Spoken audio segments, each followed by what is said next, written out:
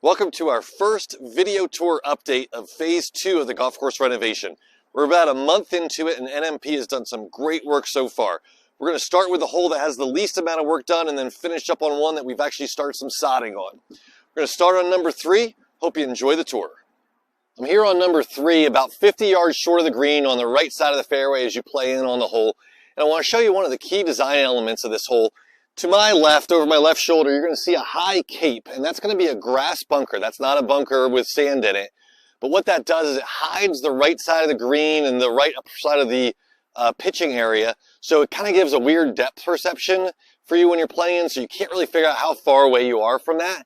And then we've added another little mound, and it's hard to see it, but it's on the right corner of the green that will also disguise that right corner. It's a really cool optical illusion that I think will really cause a lot of players not to realize how far they are from the green, especially when you're in the 40 to 50 yard range and you're trying to pitch in to really understand how far you have.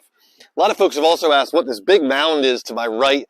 That's actually the original greens mix from the old greens. They will use that to essentially top dress and finish the area around the green. So that's just a big pile, but that's not any kind of form, obviously, and it's not the new greens mix. A lot of people have asked, why is it sitting out in the fairway?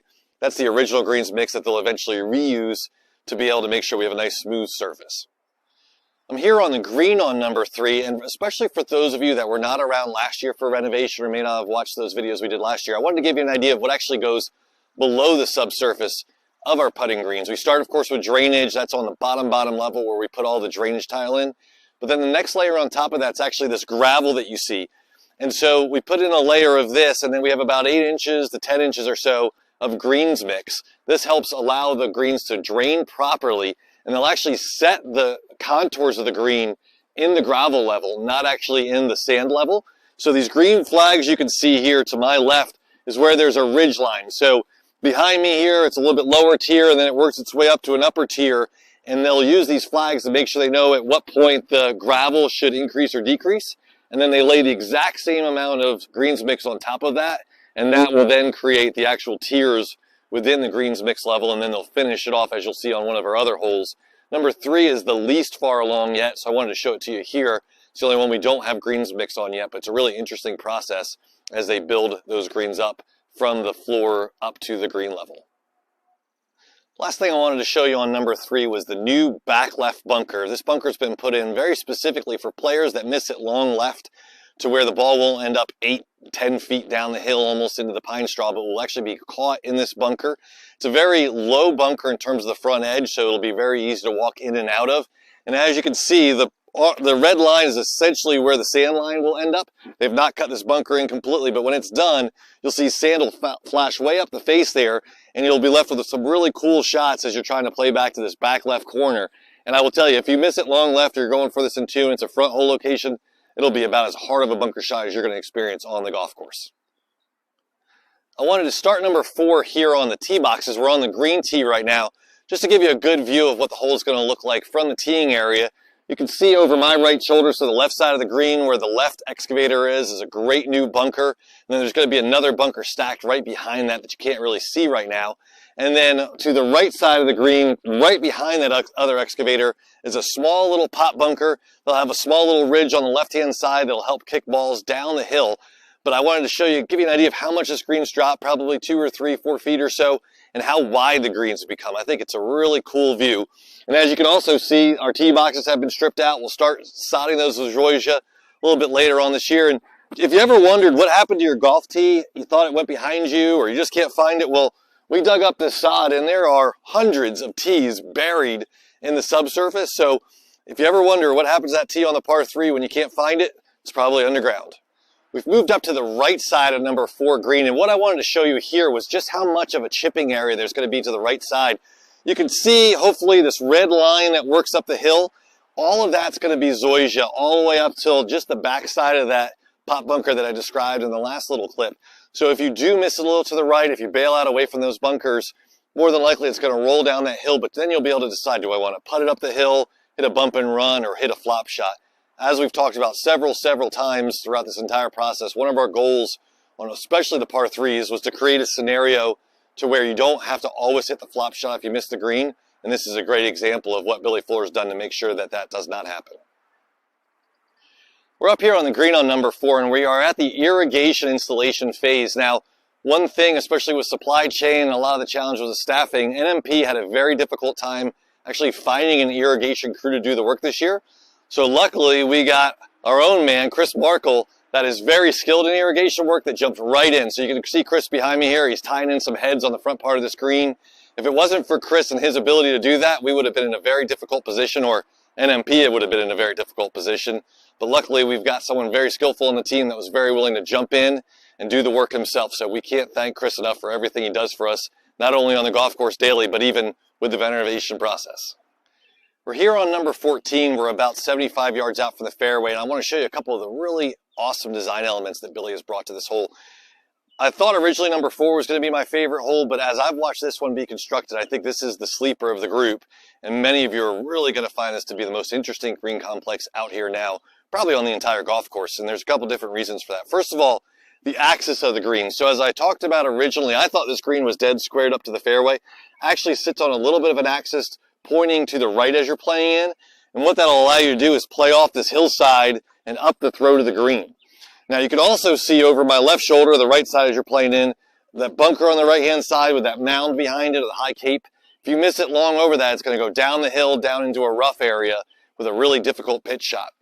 And then, as I said, you're going to be playing off this hillside. That hillside actually used to be a little bit higher than that. When we got out here, they shaped the bunker. Billy saw that you really couldn't view the bunker from the fairway. So we asked him just to shave that hillside down just enough that when you're playing in, you'll clearly be able to see that bunker. And then over my right shoulder, the left side, you can see Chris and the team doing a little bit of additional irrigation work here. We got another great bunker. That one has that same optical illusion feel that number 3 does. If you miss that just long, you're not going to be on the green.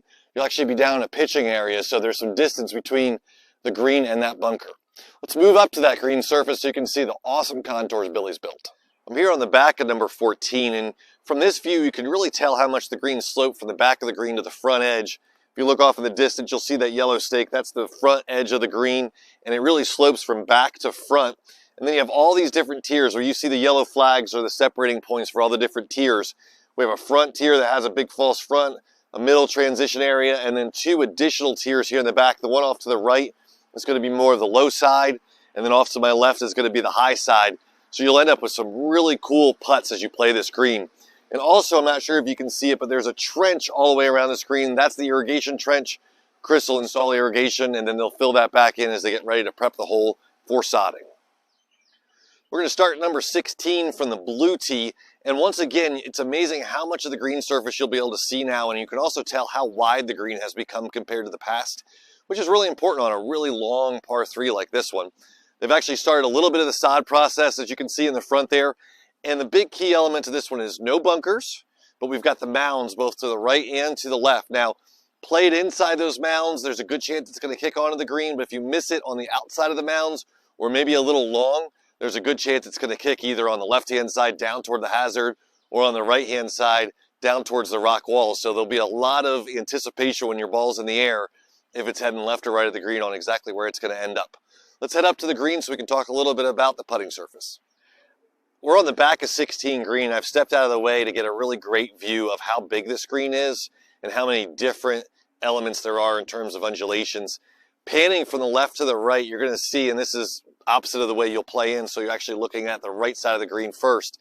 There's that front tier and then a lower tier in the middle where you see the green and orange flags, and then it comes all the way back up. And Billy actually, when he was here this week, increased the sloping on the back of the green so that it gives a little bit more of a backstop as long irons are coming in.